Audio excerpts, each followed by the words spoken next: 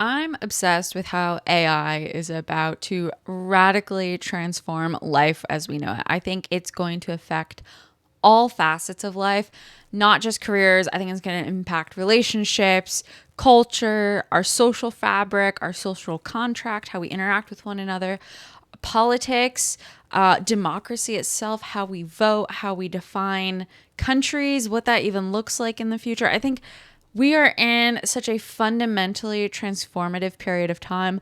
Like, the only comparison I could give to this moment is possibly when the Gutenberg press was invented. Information knowledge became more easier to disseminate. You had the Protestant Reformation, which challenged the church's authority and monopoly on religious knowledge. You had a wars and decline of feudalism and transition into mercantilism, which led to capitalism, and then obviously the age of exploration, which led to the settlement of North America. And that whole period of time, probably over a 200-year time span, was just so profoundly transformative. And I think we're in the same kind of period, but it's more condensed. So I think we're going to experience all the same changes and upheaval that our ancestors experienced, but in a far more compressed timeline. We're going to see things change in a matter of years and decades rather than centuries. So that is really the thing that gets me up in the morning, gets me really excited to hop on here, make videos, write essays on Substack, because I truly do think we are living through one of the most radically transformative periods in not just our lifetime, but in history. But what that means is I think the next probably decade and a half is going to be very disruptive. And because of all the changes that are happening, not just because of technology, but within society and how we understand our own human existence and how we earn a living and what we do with our lives on a day-to-day basis, I think it's going to create a lot of instability for people. And there's going to be a mental aspect to it. If you don't have a job to go to anymore, what does your day-to-day look like? It's going to be a loss of purpose for a lot of people. For many, many people, your job is a means to an end. You go and work a job that you might not like to earn a paycheck to support your family. So when that goes away, what does your role look like within your family? And for a lot of people, and I can relate to this as well, because this is how I felt in the early part of my career. My job was a core part of my identity. It wasn't just about me. It was about what my resume said about me, what my grades said about me. So when you take jobs away from people, you're also taking a core part of their identity away from them. And so people aren't really going to know how to exist and what to do. So one of the things I'm really interested in covering is how people past and present are adapting.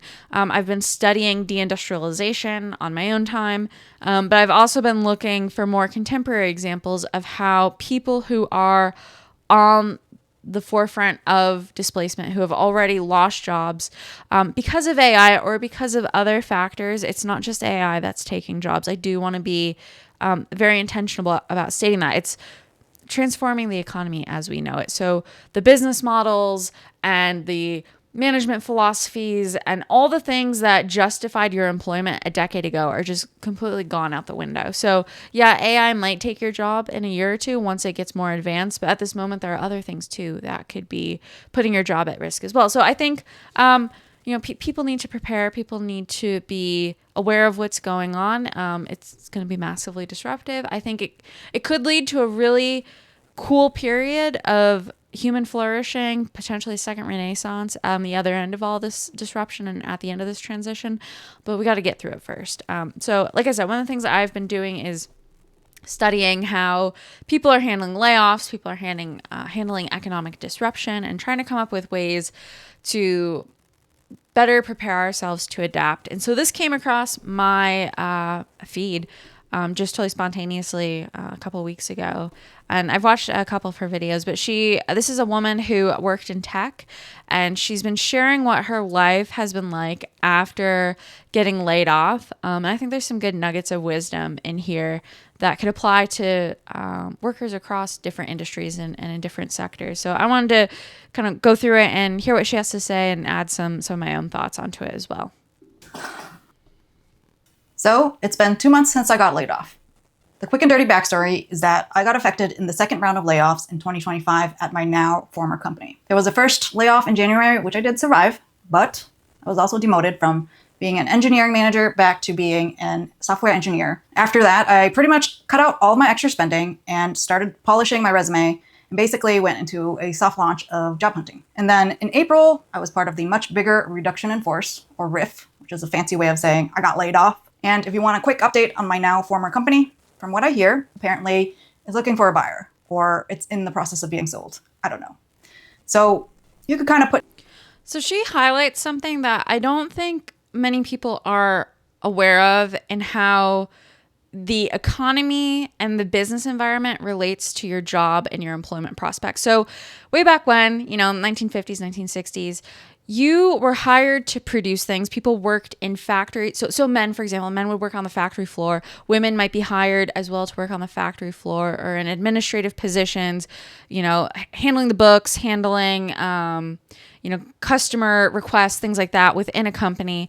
But you generally worked within a business that produced and manufactured things, and your employment was predicated on the business's ability to generate revenue. That all went out the window in the 1970s.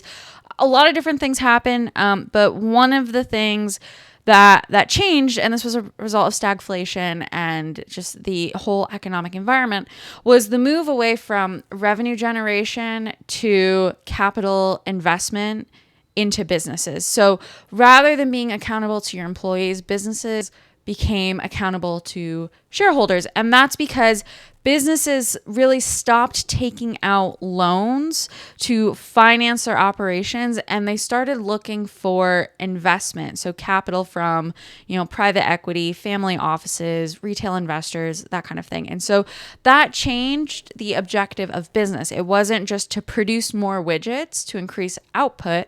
It was to generate a return on shareholder value. So the mandate for corporate executives also changed during that period of time. And then obviously there was another technological shift beginning in the 1970s with the emergence of microprocessors and personal computing and all that kind of stuff. We saw the growth of knowledge work during the 1980s and onwards, decline in manufacturing, and it got us to where we are today. But one of the things that she highlights here is that her company is looking for a buyer. And I don't think a lot of people recognize this, but this whole game of business is no longer predicated on, I think, what we think of business, or at least what I think of business and what business used to be. And that's selling products and services and generating revenue from them. It's more about, frankly, a game of monopoly. It's people with capital.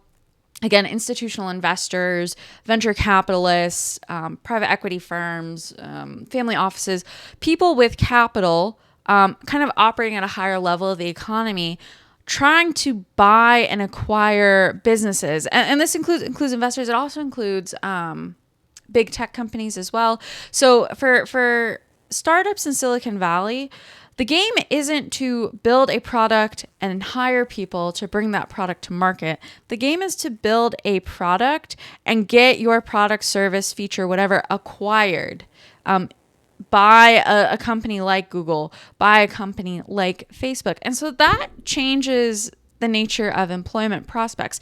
If you're employed within a business and the operating mandate of that business is to radically reduce costs, provide increasing shareholder value, and the end goal is to get acquired or sold or purchased, there isn't a lot of longevity in that business. So the more businesses we have in the private sector whose goal is to do this, the more insecure job prospects are going to be. There just isn't a mandate to hire and employ people anymore. And I think this is why we've seen a lot of changes in the employment landscape over the past few decades, why wages have decoupled from productivity, why for a period of time, tech was really valuable and now it's on the decline. I think a lot of this is driven by capital markets and who's investing in businesses, and then what the mandate of that business is to its shareholders and the end goal of the business itself. Put two and two together and figure it out. But yeah, it sucks for the company, but that confirms to me this wasn't a performance issue. At least not my performance.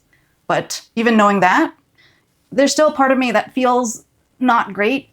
There's definitely some shame involved still. And the reason why is because this is the first time in like over 20 years of working that I've had to leave a job involuntarily. So you might notice I'm not in my usual desk setup. She brings up a really good point with the shame aspect of this. And again, it's not something that's being openly talked about because so many workers, especially knowledge workers, find their social value in their resumes, in their job performance, in where they went to school, in their professional networks, that when those things are taken away from them, they lose a piece of themselves, the piece of themselves that generated respect or garnered respect and admiration in social spaces. And this is important because we don't have the same social networks like we used to have just a few decades ago. So a few decades ago, maybe you went to church, maybe you participated in the local PTA, maybe you volunteered with local T-ball. Like there was a communal and an in-person aspect to your social networks. All of that is gone today. Everything is digital. Everything is online. People are on LinkedIn.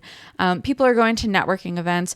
Your existence in the public social space really is predicated on your job. So when you lose a job, it's a reflection on you as a human being, and it's really easy to internalize something as a poor performance on your part. And this is something, I experienced. I went through my first layoff in 2015 when I was 23 years old, and that ended up being a scarlet letter on my resume that I didn't anticipate, and it was something I wasn't prepared for. And I remember looking for a job maybe a year or two after that.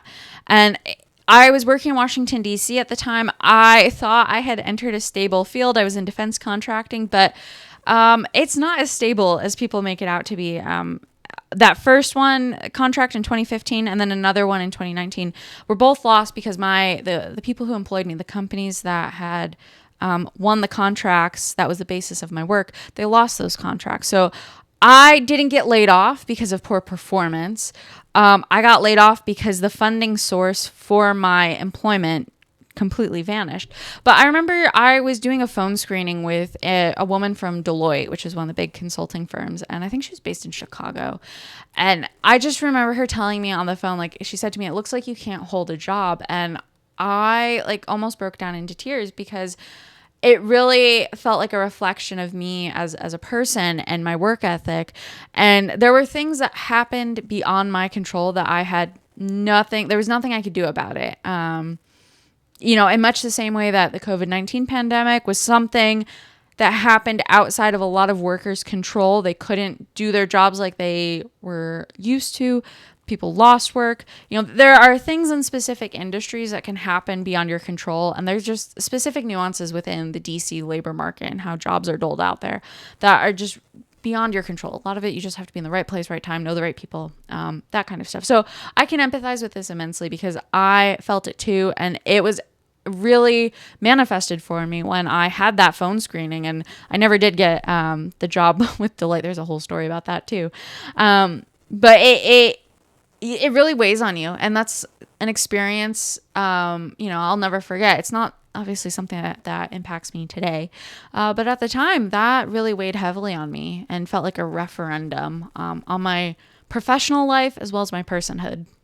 This is actually my fun desk in the office where I play video games and edit videos. My old work desk is actually over there, and I haven't really sat there since about a week after getting laid off. I filmed some stuff, kind of like a journal entry. I just don't want to sit at that desk because it feels like bad mojo, you know what I mean? We're just gonna hang out at the fun desk until I get over it. So it's been 2 months, and my mood, of course, has improved. It's not as bad as it was in the beginning. And the key for me has definitely been keeping busy. A lot of that is obviously job prep and interviews, which we'll get into in a minute. I've also been putting my energy into figuring out other ways to bring in money, side hustles. Some of them you could probably already guess, like this channel, but I think it's worth brainstorming. And if you're interested, we'll go through my monthly budget to see what we're working with during this fun employment period.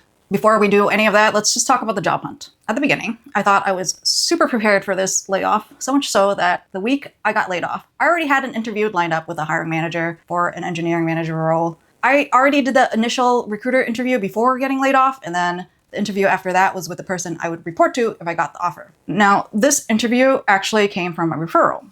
In fact, I knew 3 people working at that company. A friend even recently went through the same interview because they were hiring for multiple engineering manager roles. So I had all the clues in this process, and I had a lot of inside intel. Another thing is that I even spoke to the hiring manager previous to the interview. He actually seemed to really like me, said that I would be a great fit. He told this to the person who referred me. Honestly, this interview felt like it was my job to lose. Then I had that interview like 2 days after getting laid off. But I was still so traumatized by the layoff that I couldn't get it together.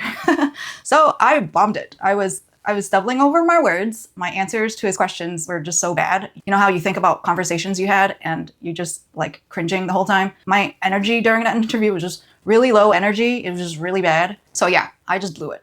And lesson learned, give yourself some time after a traumatic event. To be fair, my job search pretty much started in January after that first layoff, and I was only looking for engineering manager roles at that time. There was about 4 jobs that I applied to. One was referral, and the rest were like recruiters who approached me. It didn't really go anywhere, and this is kind of a foreshadowing of sorts. So obviously, most of my applications were from April to now, and I do have detailed tracking for them because it was also a requirement for unemployment. So we could take a closer look at that. So starting on the week I got laid off until now, I submitted 43 applications. 32 of them were cold applications, which means I didn't know anyone at the company and submitted an application through their website or LinkedIn or wherever. And if you do the math, you'll see that the 14 rejection emails plus 18 ghosted has a total of 32. That means 0 of those applications went anywhere at all. Now, 11 applications did get to the initial recruiter interview or screening process. That's because they were either referrals or they're from recruiters or someone from the company, or I reached out to them directly on LinkedIn. That's pretty much why you got to play the LinkedIn game. So this woman, I don't know her. I don't know what her history is, but she seems like she has her life pretty well put together. Like she saw the writing on the wall, started planning for the inevitable layoff, began, cold searching for jobs, applying for jobs, and she's struggling to get anywhere with them. And I think this is a testament to how difficult the labor market is right now, and especially for certain white collar roles that are no longer in demand. There's a really high unemployment rate for recent college grads with computer science degrees. The obvious assumption is that AI is going to take those jobs, and I think it is on track to do so. But you're seeing established folks like this who are already in their careers looking for roles, and they're just not finding the success they need. And so one of the challenges with this, and this affects your mental health and your ego as well, is you have to look for roles beneath you. So it's not even just a loss in income if you have to look for a job beneath you. There's also a loss of status. And so I think that can be as bad on your mental health as not having a job at all. And I think this is something people have to take into account. Like tech layoffs are happening. I've personally experienced loss of work on the freelance writing side of things. So I can empathize with women like this and just workers in general who are losing jobs. But the problem is a lot of people within industries are also losing jobs. So you're competing for a diminishing pool of jobs. A lot of those jobs don't exist in the first place. They're ghost jobs. Even if you get a screening, you're competing with people who might be willing to work for less, might be willing to work for longer hours. So there's a race to the bottom on wages. And then you have to overcome your own ego to take certain jobs. And I think that's going to be hard for a lot of white collar people who are accustomed to a certain standard of living and a certain level of responsibility within their existing jobs. I don't know that they're going to handle demotions well. And there's precedent for this with deindustrialization, right? So when deindustrialization happened, a lot of people lost good paying union jobs and had to take different jobs. So maybe that was a non-union job within a factory that paid half of what they were used to. Maybe it was working at a retailer, bagging groceries at a grocery store. Things like that. People, especially in blue collar work, had to take different jobs as the economy transitioned. And I think white collar workers are going to have to do the same now. The problem is society and the social value that these workers ascribe to themselves hasn't caught up with the changes that are about to happen. So, this woman obviously is still only fresh in her journey right now looking for a new job. I would be curious to hear what she has to say 12 months from now, if she still doesn't find a job. What effect is that going to have on her perception of herself and her mental well-being? So out of those 11 recruiter screens, 8 moved me to the next stage, which usually is a hiring manager interview, but it could also be a technical test. And after these 8 interviews, that's where it basically stopped. Yeah, this is not good. And yeah, every single one of them turned out to be a rejection. I always ask for feedback, and most of them did actually give me feedback. And the number one, or sometimes only feedback they gave me, was not enough experience, which is really frustrating because I'm in this weird limbo where I have about 7 months of official engineering manager experience before I was demoted back to being an engineer. And apparently the job market for engineering managers suck right now. A lot of companies are... I want to add something too. There's this weird paradox that workers are being caught in. There's the issue of not having enough experience. This is something that Gen Z is really experiencing right now. Of course, this woman in this particular role experienced it with not having enough experience for that particular role. But Gen Z is acutely facing this. Like, they have just had zero, if you went to college, you have zero professional experience. But a lot of entry-level jobs require you to have 3 to 5 years of experience. But then there's such a thing as too much experience. So I worked on a government contract managing nuclear programs in the Middle East. So I was on a counter-nuclear smuggling program. And when I joined the contract, the company I worked with had effectively underbid themselves. So to cut cost, they got rid of people who had too much experience because they cost too much money, and they replaced them with people like me who had next to no experience. So the team I joined was a nuclear security team. There was an actual person on this contract who had a PhD, nuclear physicist, expert on nuclear stuff. They got rid of him because someone with a PhD in nuclear physics that, has been in their career for 20 plus years is way more expensive than, 26-year-old Amanda, who was willing to work for $50,000. And so I think workers are caught between a rock and a hard place. There's the ones who have not enough experience, and that require training, and employers don't want to train you, especially now when they have the option of training AI. Or there's those who have too much experience, will command too high of a salary, and employers don't want to hire them either because there's just too much cost. Like, they're looking for folks who have just enough experience to get the job done, but not too much where it's going to cost the company more money. So I think that is something to keep in mind too, when looking for jobs. It's not as much of a meritocratic system as we like to think it is. Are trying to create flatter organizations, which means they're laying off all their middle managers, Yep. which also means there's fewer manager roles to go around. So now I'm in the case where you have experienced directors or senior engineering managers who've also been laid off, and they're willing to downgrade. And now they're competing for the same roles that I'm looking at. Exactly what I was just saying. And I like how she brought up that image of the flattened hierarchy.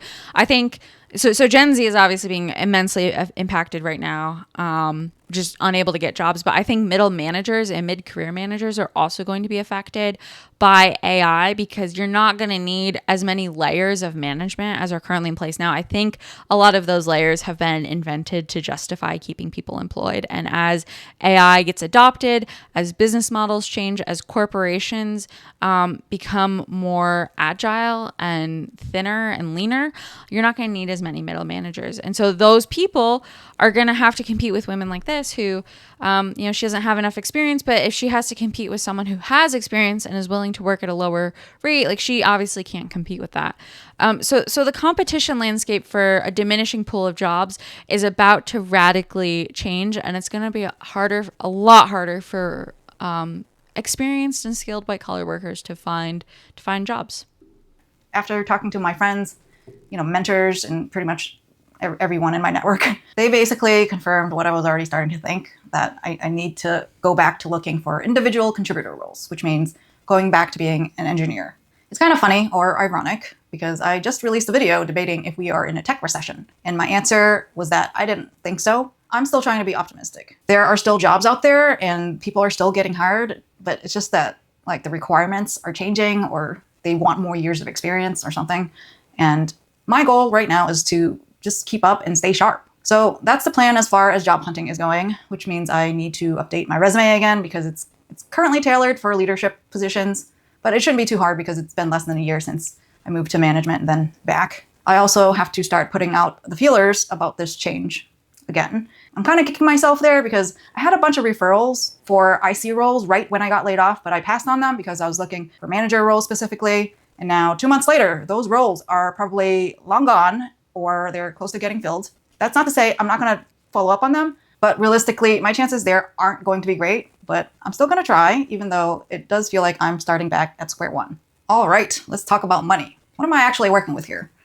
Okay, let's look at the essential monthly bills, which are rounded up. My biggest expense is my share of the mortgage, which my husband and I split. So keep that in mind. These aren't the full amounts, but they're the share of my bills. This is something we've been doing since we met, and it works for us. It also makes the math a little bit easier. For utilities, we have electric, heating, oil, water, internet, trash, and recycling. Then there's insurance for the house, health insurance, and dental insurance. Now, this column here is individual costs. It's not shared. I pay these in full. There's my car insurance and the approximate cost for gas. I've cut most subscriptions, but kept Netflix and YouTube Premium for entertainment. But if I need to, I can cut or downgrade these services, so I'm okay with keeping it for now. So groceries aren't bad. I do intermittent fasting, like 2 meals a day and sometimes OMAD. And my husband has some dietary requirements. And if he doesn't want my cooking, he gets his own food, which is like half the time. I do donate about $20 a month to the ACLU and a local food bank. But if things get bad, I can stop my donations. But I can't afford it right now, so I'll continue because it's not that much. Okay, so this might seem weird, but I still want to pay myself, my future self specifically. I am dollar cost averaging into my Roth IRA every month. For 2025, the total limit is $7,000 for someone under 50 like myself. So I am putting in about $584 each month to keep that going. The Roth IRA is basically one of those things I can stop paying into if things get bad, but it's okay right now, so I'm gonna keep going. As you can see, the mortgage is my only debt. And I pay my credit card in full every month, so I don't carry any credit card debt. Since I started cutting down expenses after that first layoff in January, I was already pretty lean. The $180 is essentially the average of all my discretionary spending since January. I don't really go shopping unless I absolutely need it, like to get shampoo, toiletries, batteries, etc. Lastly, here's this small $50 budget for startup costs. It's for some tools I need to try to build those side hustles I mentioned earlier. Now, when we add all that up, my total monthly expenses comes out to $3,226.25. It's interesting to see this because I don't think a lot of people could have a budget like hers. I think, her share of the mortgage is pretty reasonable. Some of her other expenses, like healthcare, very reasonable. The fact that she's still able to contribute to her Roth IRA. Her grocery budget is quite low. I wrote a note about this on Substack today, but there was a new survey that came out by the Associated Press that 53% of Americans that they surveyed are extremely concerned about the rising cost of groceries and their ability to feed themselves. So this is above credit card debt. This is above student loans. This is above housing. Like, people are really acutely feeling the cost of groceries. So I find it interesting that she sticks to $250 a month. And I'm not sure if that's for her portion of the food or her and her husband. That's incredibly lean. I think a lot of people are paying a lot more than that. So this is pretty low. I don't know if she has children. It doesn't seem like she does based on what's in her budget, but still, $3,200, pretty feasible. I think for a lot of people though, and when you include debt, student loans, that kind of thing, it's actually a lot higher, and it's just harder for folks to manage. So if you don't know what your average monthly costs are and you've never done any sort of budget, I would strongly encourage you to write this out. This is something I did when I left my career in 2019. I figured out what the bare minimum I needed to survive. I created a bare bones skeleton budget, figured out the bare minimum, and then found something I thought I could do to at least match that. And that gave me some flexibility. The lower your costs are, the more flexibility you will have in your career. So if her expenses were 2 or 3 times this, if she needed, say $8,000 a month to meet her monthly expenses, maybe downgrading to what she called an individual contributor engineering role might not be feasible for her. She might be limited in those higher management positions because she would need to make a higher salary. So the lower your monthly costs are, this is something that for the most part is within your control. I know there's, certain things like housing you might not be able to have as much flexibility with, but for the most part, you can control your discretionary spending. The lower your bill is every month, the more flexibility you will have, and the easier you will have, the easier time you'll have adapting within the new economic landscape that's emerging. So that's going out. What's coming in? This is going to be real quick because my main source of income right now is unemployment. I am in Massachusetts, and the maximum weekly benefit is $894 a week. This gives me a total of $3,576 that I get from unemployment each month. I have an income of $3,576 minus $3,226.25 gives me about $350 remaining. So what am I going to do with that extra $350? I'm going to save it in case I don't find a job and unemployment runs out. I think it's a decent budget with a little bit of a buffer. But that's also assuming that there would be no emergencies while I'm unemployed and that I will actually find a job before I run out of unemployment. One thing that's worth thinking about here is folks like her are kind of in a good spot because she's still able to access employment. But what happens in the next year or two when a lot of people become unemployed all at once and begin tapping into government-funded unemployment benefits? One of the concerns I have is that there'll be too much stress on the social welfare programs and they won't be able to hold up under the stress. So if you have too many people applying for unemployment all at once, too many people who maybe their unemployment does run out and they're not able to find new jobs, you're going to have people who are in pretty dire straits. So that's why I think it's important to start talking about this stuff now. This is why I'm super passionate about this stuff, because I do think like I said, we're entering a period of mass disruption, and the sooner you prepare for it and the sooner you start thinking about it, the more adaptable you will be when things do happen. And while she has unemployment now, regardless of what your opinion is on unemployment and who deserves it and who doesn't, just keep in mind unemployment might not be around for very much longer. And so if you are in an industry where your job could be at risk from AI related job displacements, start thinking about how you'll take care of yourself if unemployment does run out and you aren't able to tap into it. So I need more income to shore things up a bit and give me a peace of mind because I'm a very anxious person. I do have long-term investments, but we're not touching those. That belongs to my future self. That's the absolutely last resort, like save the house kind of money. And we're not close to that, so I'm not going to touch it, but I still want to make an effort because I want to be safe. So that brings us to having side hustles. Ugh, I really hate that phrase. It sounds so like slimy, right? Anyways, idea number 1 is what you're watching right now. It's content creation, specifically on YouTube. I'm not monetized yet, but I have over 1,000 subs and I am getting close to the 4,000 watch hours. So I have this bad habit of like filming everything and then doing nothing with the footage. Okay, not technically nothing, but I'm just really slow at editing and I just didn't have a ton of time back then. And I'd skip a bunch of stuff or delay things. But my point is I have a lot of material to work with. The best part is that I don't have any startup costs, technically, because I bought all of this back in 2025 when I had a job. So I could make these videos for basically $0 additional dollars. It's a fun hobby, fun to me, with a potential income stream, maybe. Now, idea number 2 is decluttering. My husband and I have been talking about doing this whole digital nomad thing for a while now, but we just have a ton of crap. This layoff is a big motivator to finally try to downsize to maybe get to that point eventually. So I'm listing a bunch of stuff on Mercari and Facebook Marketplace, and I'm also checking out this local flea market that I didn't realize we had, and it should be interesting. Maybe I'll make a video of it. I strongly encourage every single person listening to this to declutter your house. So one of the things I did when I left my career in Washington, D.C. and how I kind of transitioned to this life I'm in now is I was selling on eBay, and I have been selling on eBay since I was 12 years old.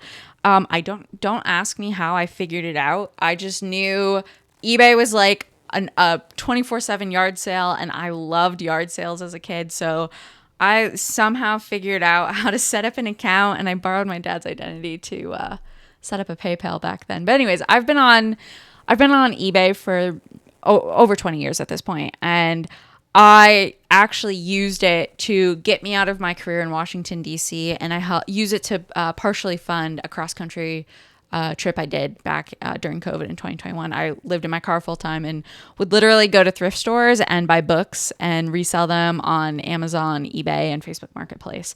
That being said, the game has changed for reselling. It's not as lucrative as it once was. Just shipping costs have gone up. Advertising costs on platforms like eBay have gone up.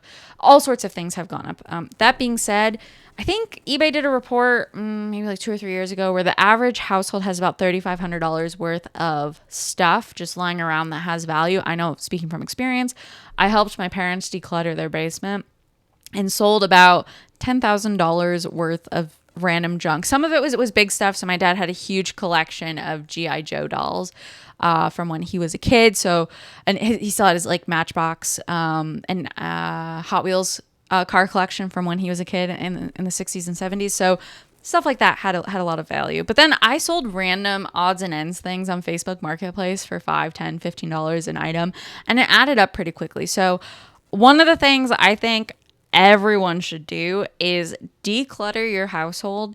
If there's something you're not using, you need to get rid of it and do what she said, shore up your finances. So use it to pay down debt, use it to invest and just build up your emergency fund. Do it while there's still time, because we're going to reach a point where if things do come to fruition as they're currently projected, people lose jobs en masse. They're not going to have money to spend. So you want to do side hustles and do things today while people still have money to spend, so that tomorrow when they don't, you have savings or you have less debt and you have more flexibility to navigate the economy. Since I have the time now, I might as well just declutter and get a few bucks at the same time. Idea number 3 is affiliate marketing. It's pretty passive. If you see some affiliate links in my video description, feel free to buy through it. I get a small kickback at no extra cost to you. I'm not really pushing this because it would be kind of hypocritical of me if I'm trying to declutter while convincing people to buy more crap. So I'm just going to leave it at that. Affiliate marketing doesn't make any money. I don't care what influencers you watch, what they tell you. I started writing online in 2019. I built a personal finance website, and I have been trying since then to generate revenue through affiliate marketing. I think the most I have made in a single year is about $100. So there may be some people who, yes, have made quite a bit of money through affiliate marketing. I suspect, though, the vast majority of these people aren't actually making the bulk of their revenue through affiliates.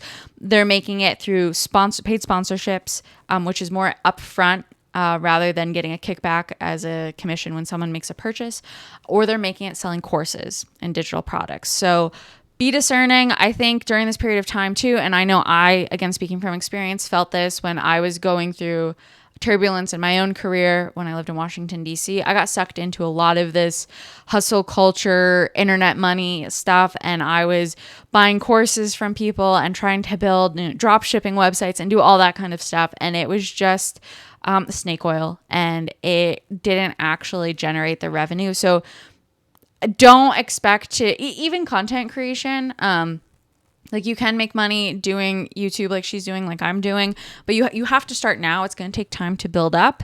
And affiliate marketing may be a supplemental revenue stream, once you get big enough, but it's going to take a lot of time, and it probably years. It will probably take several years, and you might not have that much time. So I would not bank on affiliate marketing or frankly content creation unless you've already been doing it for some time and you think you have what it takes and can commit to it to the long term. And finally, the big one that I hinted at earlier, now that I have the time, I want to try to build a SaaS application. SaaS stands for Software as a Service. That mysterious $50 in my budget is to pay for subscriptions like Quad and Supabase to try to get ideas off the ground. I've been using the coding assistants since last year, and they do help me build things much faster. My problem then, of course, was that I didn't really have time and I didn't have any good ideas to build, but it was fun for what it was to build dumb projects. In my opinion, I think the best ideas are the ones where you are solving your own problems. I'm now thinking about all the things that would help me with content creation or other parts of my new daily life, like selling stuff on Facebook or whatever, right? So even if these projects don't make any money, at least it'll solve a problem for me. I think building stuff with code is just fun. So it's also cheap entertainment as well. So that's my master plan, and it does feel like a lot when I say it out loud, but what do you think? And more importantly, what do you think I'm missing? I would love to hear other side hustle ideas or income streams you think I should try. And just to put a positive spin in this whole layoff thing, unemployment in Massachusetts can last up to 30 weeks, which means that's 7.5 months. So I want to thank Massachusetts for giving me the seed investment for my startup. Yes, it sounds silly.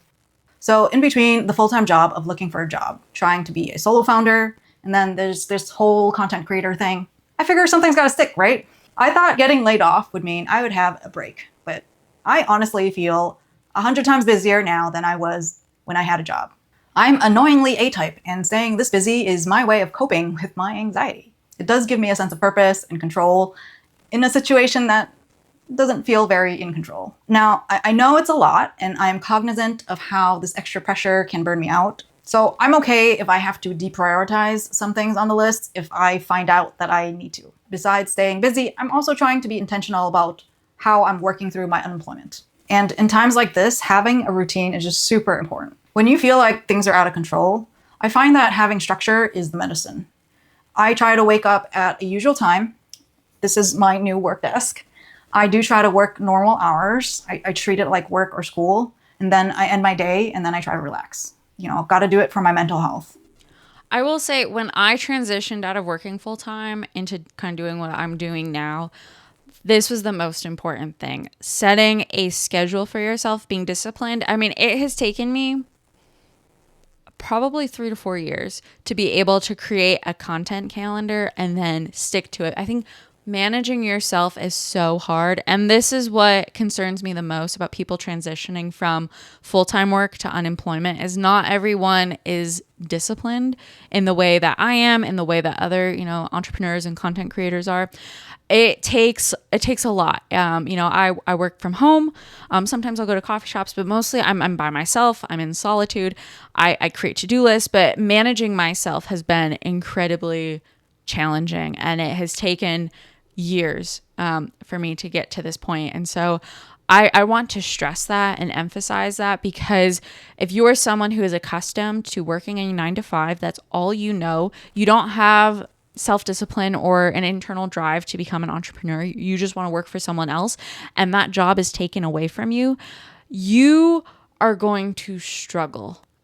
Especially if you can't find a new job and your only existence day in and day out is just applying for jobs, and those applications end up going nowhere. So this is also why I think having a side hustle, whether it's decluttering like she said, or freelancing, consulting, like taking whatever skill you have now and leveraging it to build a book of work for yourself and establish clients and build a reputation, I think is really, really important. It'll give you practice working independently. It'll help you learn how to manage yourself, and it could give you a fallback once you do lose your job and once AI does take your job. But this is not talked about enough, and it is incredibly difficult. And there's a lot of psychological elements to it as well that people just don't talk about. One of the things I've struggled with is believing in myself, believing that I'm worth receiving any sort of income or remuneration for my intellect and my value. And so I tried consulting, right? And I found that to be very challenging for me because I didn't know how to, create a service and package it and then confidently sell it to people. And I'm sure I could. I'm sure I have something of value to offer. I'm sure there's lots of things people would love to tap my brain about, but I just don't know what that is. And I don't always have the confidence in myself to do that. So there's a lot to this. And I would definitely, if you think you're at risk of losing a job, start anticipating what life could look like post losing that job and begin doing some of the inner work and the practice of learning how to manage yourself, learning how to run your own business, and creating a schedule for yourself and being really disciplined about it, independent of your job. Once you lose the structure that your 9 to 5 job brings you, it can quickly turn into anarchy and can be very challenging to overcome. And staying active is also a priority. I try to go on daily walks at minimum, or I work out in the home gym, and we don't pay for this gym because we've been slowly building it for years. I'm also making sure to connect with people. I'm treating my weekends like weekends and spending time with my family. I'm also learning to be okay with asking for help, whether it's for a job referral or just a complaint. So that's the 2-month update. Not gonna lie, it's been a roller coaster. If you're going through something similar, you're not alone. I'm here. It sucked at first, but I'm still alive. And if you are going through the same thing, my biggest piece of advice is to figure out your budget if you haven't already. You gotta know your numbers. You gotta know how long you can survive for before you run out of cash. This is basically knowing what your spending is. You don't need an app to figure this out. You can use a spreadsheet like I did, or just write it down in a notebook. It might not be the most fun thing in the world to do, but knowing where you stand is the first step to making a plan and then taking control of your life. Okay, I really like her. Again, like she's new to me. I haven't really consumed too much of her content, but I have seen other folks, especially younger women in particular, who were in tech, got laid off, living in New York City. I've seen TikToks of, there was one girl that I think she went viral for having a $4,000 apartment, and she had just gotten laid off, and her goal was to become an influencer. Right? It's just very unrealistic and not as pragmatic or frugal as this woman. So I think she's worth keeping an eye on and seeing how things unfold for her. She's very level-headed and rational about how to go through a layoff, and I think is doing a lot of the right things. So I wanted to share her because, again, like I said, there's a lot of people who are creating content in this space and they're not actually giving a realistic view. And because ego is on the line, you have people who create startups or do coaching practices, become life coaches, and they want to give themselves the title of founder, and they're very bombastic, and they'll go to these networking events and they'll talk of themselves very highly without acknowledging reality for what it is. So I think we need to have frank conversations about what is actually happening in the economy, not what you're seeing on LinkedIn, not what you're hearing at happy hours, like actually being realistic about what's about to happen. I think she gives some good advice. So definitely give her a follow. Her name is Ann Undefined. And I would love to know what you think. Are you afraid of AI taking your job? Have you been following tech layoffs and other layoffs in other industries? And kind of what are you doing to prepare? This is something, like I said, I'm following very closely, very passionate about. And I'd be curious to know how you're handling all the disruption that's underway. If you found this video valuable, I would love it if you would subscribe. Thanks for watching, and I'll see you in the next one.